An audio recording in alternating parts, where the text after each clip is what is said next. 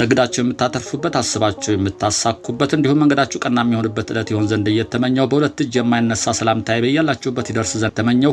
እነሆ ልወዞዞ በግሬን ጀመርኩ። ካፊያው ዘመህር ነኝ።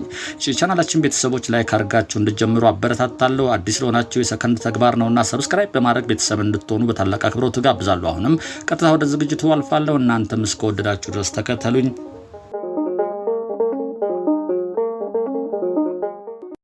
ሰላም ልወዞዞ በግሬ ወኬንድ ቶክ ተጀምሯል። ዘዋሪው ካፊያው ዘመህር በረራችን ደግሞ በ11 ቁጥር ነው። ከጎላጎል ተነስተን አደይ አበባ ስቴዲየም ድረስ ግራ ቀኙ እናያለን።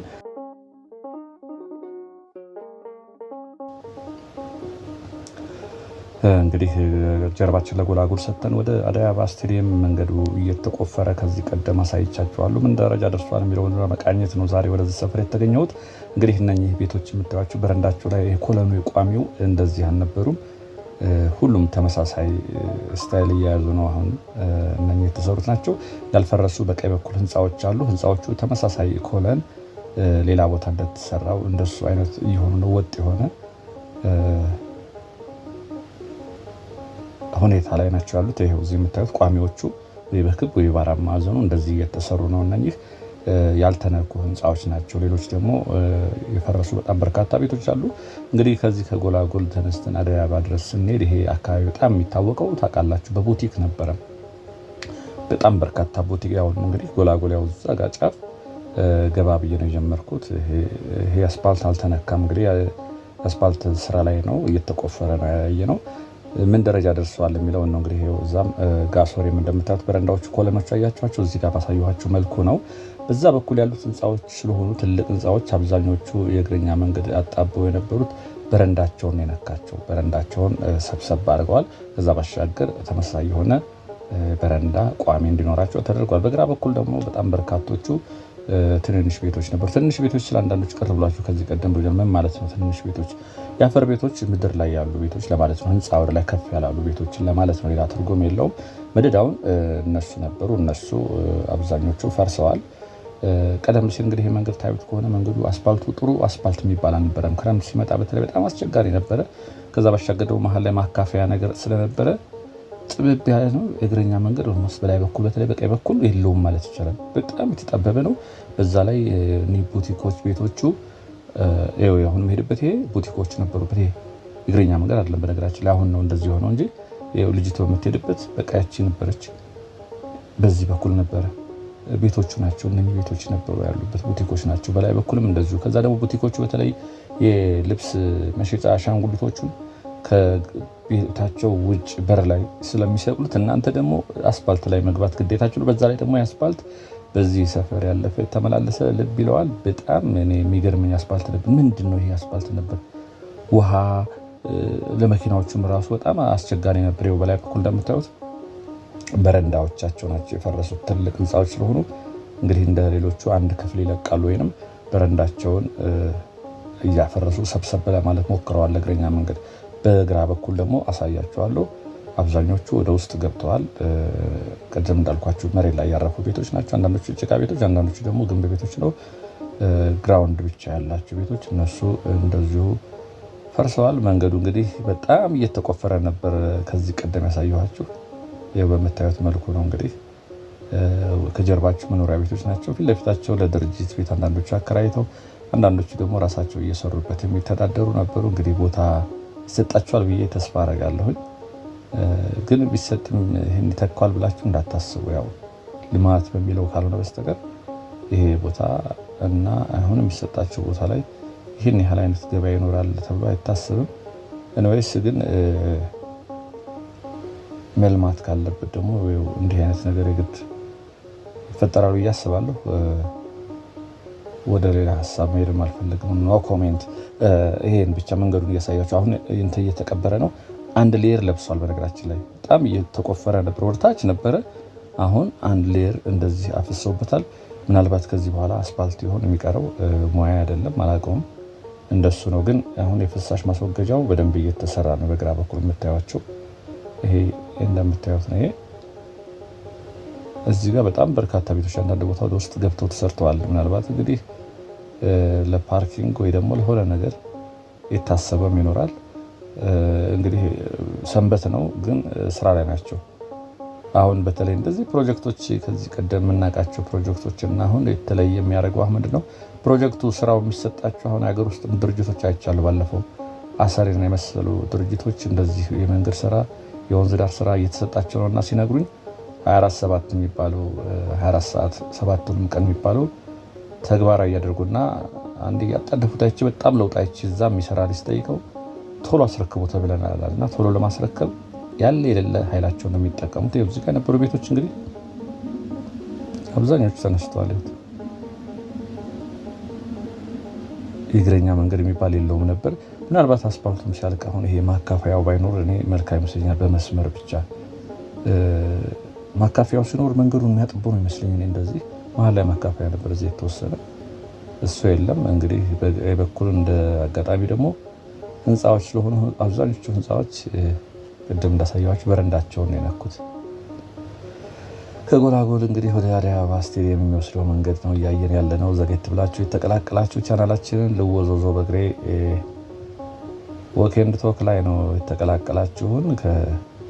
የመንገድ ስራው ምን ደረጃ ላይ ደርሷል የሚለውን ዞር ብዬ ለማስቃኘት ነው። ይሄ በጣም እየተቆፈረ ገና ሲጀምር መጥቼ ያሳይቻችኋለሁ። ያቸው እኚህ ቤቶች አሁን እንግዲህ ሙሉ በሙሉ ተነስቷል ማለት ይቻላል። ይሄ ፍሳሽ ማስወገጃውም የኛ አስቸጋሪ ነው። በዛ በኩል ደግሞ ያሉት በረንዳቸውን ከዛ ባሻገር እንዳልኳችሁ ወይ ጠጋ ብዬ ያሳያችኋለሁ። በረንዳቸው የቋሚው ኮሎኑ ታዩታላችሁ፣ ተመሳሳይ ነው። 4 ማዕዘን ሆኖ የዚህ አይነት ወጥ ነው። ሌላ ቦታ ላይ እንደዚህ ወደ ፒያሳ ስትሄዱ ቀደም ብሎ የኮሪደር ልማት የተሰራባቸው ቦታዎች አንድ አይነት ነው። ይሄ ኮሎናቸው በሚያምር ቋሚ ነው የተደረገው። ወይ ክብ ከሆነ ክብ ነው። እዚህ ጋር ደግሞ ያዩት ያሉት 4 ማዕዘን ነው። ከቀለሙም አንድ አይነት ስለሚሆን ተመሳሳይነት አለው።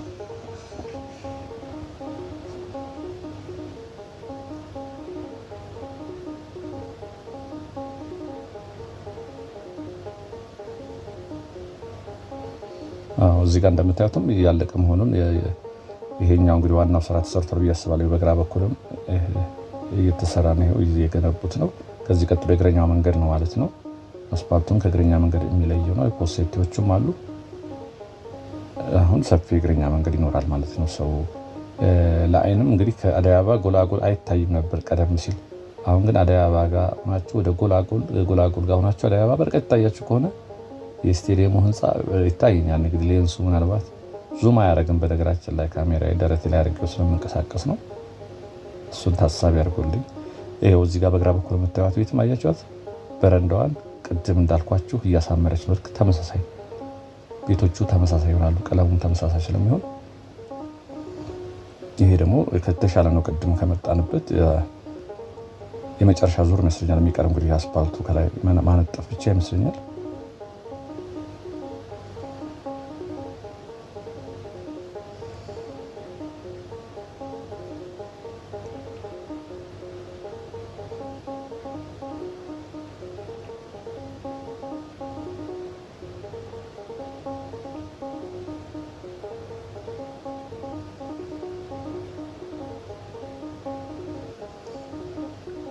በተለያየ ዓለም ክፍል እንግዲህ ያያችሁኝ እንደሆነ እና ብዙዎቻችሁ ደግሞ ለሰዎችም ሼር እያደረጋችሁ እንደሆነ በአስተያየት መስጫ ላይ ትነግሩኛላችሁ።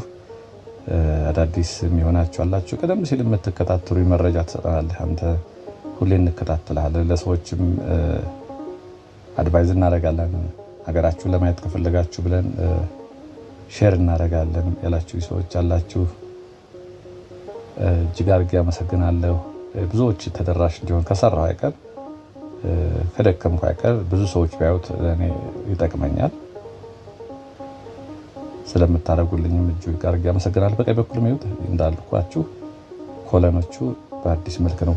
ምናልባት በቀኝ በኩል ህንፃዎቹ ብዙም ስላልፈረሱ በረንዳቸው ብቻ ስለሆነ አንድ ፍሎር ታች ከመጀመሪያው ፍሎር ላይ ለእግረኛ መንገድ ይለቃሉ ሌላ ቦታ። ምናልባት እንደዛ ይሆናል ብዬ ነው የማስበው። ምክንያቱም ትልቅ ህንፃዎች ስለሆኑ ህንፃዎቹ ማፍረስ ትንሽ ስለሚከብድ ሁሉም ቦታ ምንድነው የሚሆነው? የመጀመሪያ ክፍል ይለቁና የመጀመሪያው ክፍል እግረኞች በውስጥ እንዲተላለፉ እንደ እግረኛ መንገድ እንዲያደርጉት ነው የሚደረገው። አብዛኞቹ በቀኝ በኩል ደግሞ እንደዚህ ናቸው፣ ህንፃዎች ናቸው። በግራ በኩል ነው ትንሽ ቤቶች ስለነበሩ እነሱ ተነስተው ሰፋ ለማድረግ ተሞክሯል። እንዴት አያችሁት? በተለይ በዚህ ሰፈር የኖራችሁ፣ እዚህ ሰፈር ባትኖሩም እንግዲህ በተለያየ አጋጣሚ በዚህ መስመር የተመላለሳችሁ ብዙ ነገር ይቀየርባችኋል። አሁን መንገዱ እንኳን ራሱ ሲሰራ ቦታ ነው የሚቀይረው። ቤቶች ሲፈርሱ የቦታው ኢሜጅ ቶሎ ታሪ ነው የሚጠፋው። ብዙ ጊዜ እንደሱ እታዘባለሁ እኔ። ይሄ ቤት አሁን እርግጠኛ ነኝ ግራውንዱ ይሄ በቀኝ በኩል የምታዩት በተላለፊያ ነው የሚሆነው። በቃ አብዛኞቹ ወደዚህ ከወጡ አይፈርሱም፣ ግን ጸዲ ፕላዛ ይሄ ታችኛው ሰዎች በተላለፊያ ነው የሚሆነው። ምክንያቱም ወደዚህ ወጣ ያለ ነው፣ ኮለን መፍረስ አይችልም። ስለዚህ ብዙ ቦታ እንደዚህ ነው የተደረገ። ይሄ አማራጭ ደግሞ ዘቤስት ይመስለኛል፣ ጥሩ አማራጭ። ህንፃ መቼም ከማፍረስ የተወሰነ ከታች ለቀው ለፐብሊኩ ለእግረኛ መንገድ መሆኑ ጥሩ ነው። እሱ ነው። አሁን አየህ፣ በረንዳ ግን የሚባል ነገር የለም፣ ተነስቷል።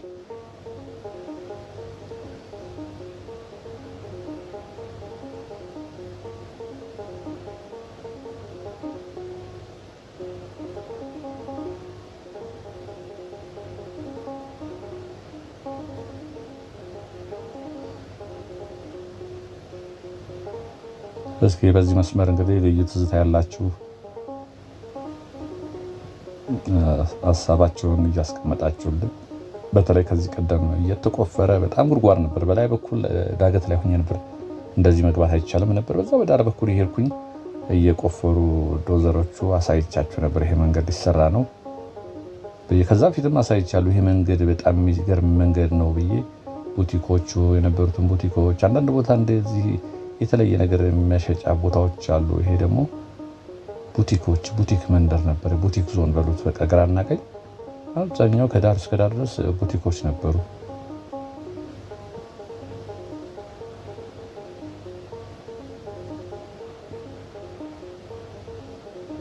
ከጎላጎል አደይ አበባ እየሄድን ነው።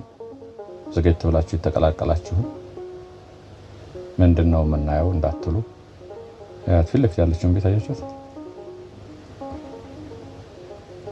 ይሄ ፍሳሽ ማስወገጃ ይሆን በጣም በርካታ ነው። ግን ፒቪሲ ነገር የተቀበረው አንድ ወጣር የተለያየ ነገር ማለት የተለያየ ፍሳሽ ይሆን። እዚህ ጋር እንደምታዩት በግራ በኩል 5-6 ፒቪሲ ነው አንድ ላይ የተቀበረው። እንደዚህ አይነት መንገድ ስራ ላይ እንግዲህ ከፍተኛ ችግር የነበረው እኛ ሀገር ምናልባት አሁን ተቀርፎ ይሆናል አላውቅም እንጂ የመብራትና የቴሌ ኢትዮ ቴሌኮም የሚቀብሩትና መብራት በመንገድ ስራ ላይ በቃ አያቸው። እቺን ቤት እንደዛው ነች። አንዱ ያፈርሳል፣ አንዱ ይሰራል። ከዛ ባሻገር ደግሞ እንደዚህ ሲሰራ የመብራት መቋረጥ የት ጋር እንደሆነ ግራ ያጋባል። ረጅም ጊዜ ችግር ይፈጠር ነበር እንደዚህ መንገድ ስራ ላይ። ያው ሲስተማችን ይመስለኛል እንግዲህ ከተማው የአሰፋ ሲሄድ ቀደም ሲል የነበረው ስራ እያደገ መሄድ እየዘመነ መሄድ አለበት። እንደሱ ካልሆነ እዚህ ጋር ይመስለኛል እንግዲህ የሆነ ወይ ፓርኪንግ ወይ ለግሪን ኤሪያ ትቶ ይመስለኛል ትንሽ ይሄ ገባ ብሎ ነው የፈረሱት። በዚህ በኔ በግራ በኩል የምታዩቸው ቤቶች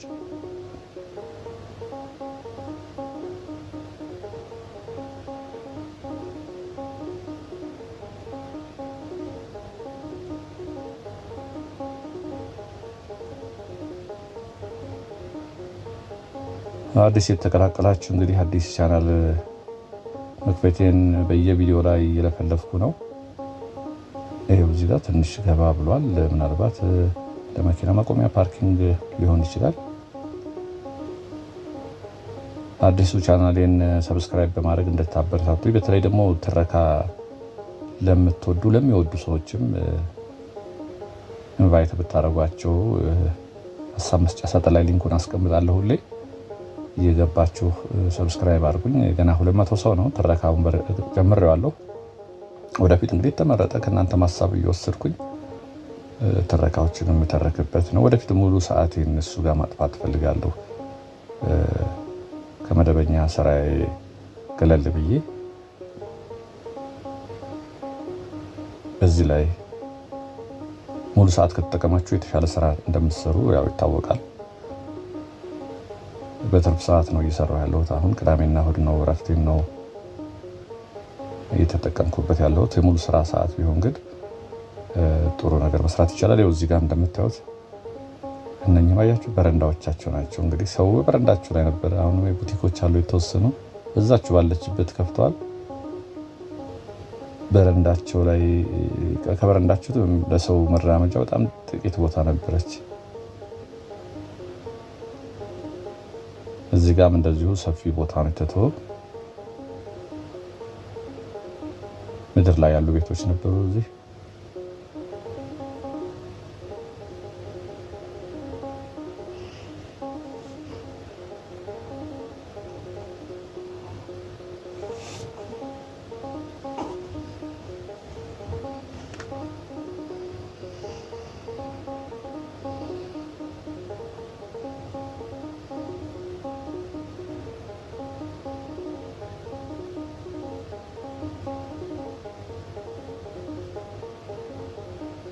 ይሄ መስመሩ እንግዲህ ኤሌክትሪክ አይመስለኝም ስልክ ነው። ሰብሰብ ተደርጎ የግራውንድ ካልሆነ ከባድ ነው።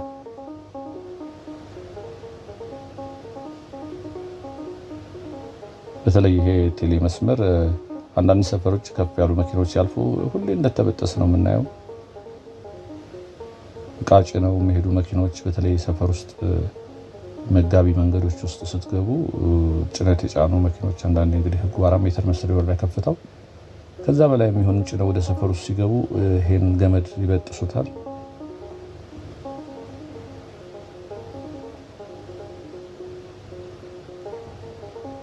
እና ሲስተሙ ቢዘምን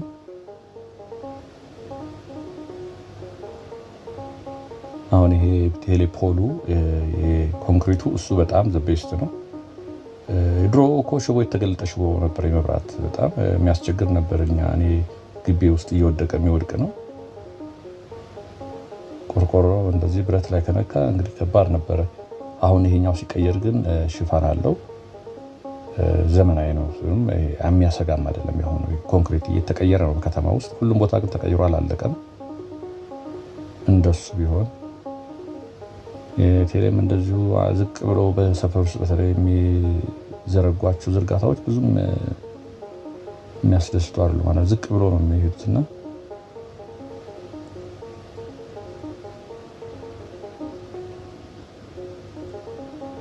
ፊት ለፊት አዲስ አበባ ስቴዲየም ነው የሚታያቸው።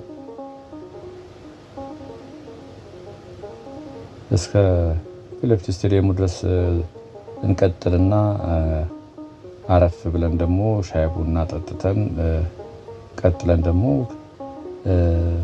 ሳይጠናቀቅ አይቀርም ከአዲስ አበባ ስቴዲየም እስከ ቦሌ መሰናዶ ትምህርት ቤት ወይንም ኢድና ሞል ድረስ ያለው መንገድ እሱ ከዚህ ቀደም ብሎ እየተሰራ ነበር። ምናልባት ተጠናቆ ሊሆን ይችላል።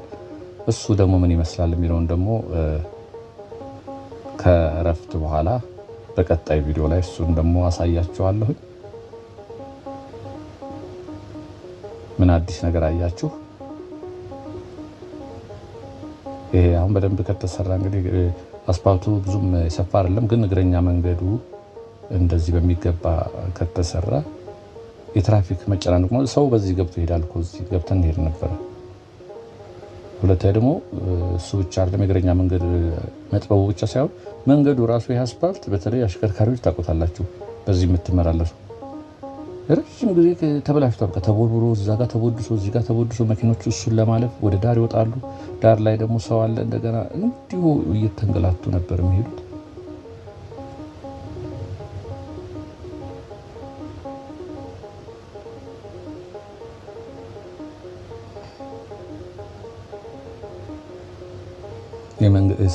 የኤሌክትሪኩ ዝርጋታ የመስመሩ ውበት ያጠፋል። ይሄ ዝርጋታ ነው አንድ ነገር መባል ያለበት። ኤሌክትሪክ እና ቴሌ እንደምታዩት አሁን ሲፈርስ ነው በእርግጥ ወደ ውጭ ወጥቶ ተዝረክርኳል። ሰብሰብ የሚሄድበት ወይ ግራውንድ የሚሄድበት የሆነ ነገር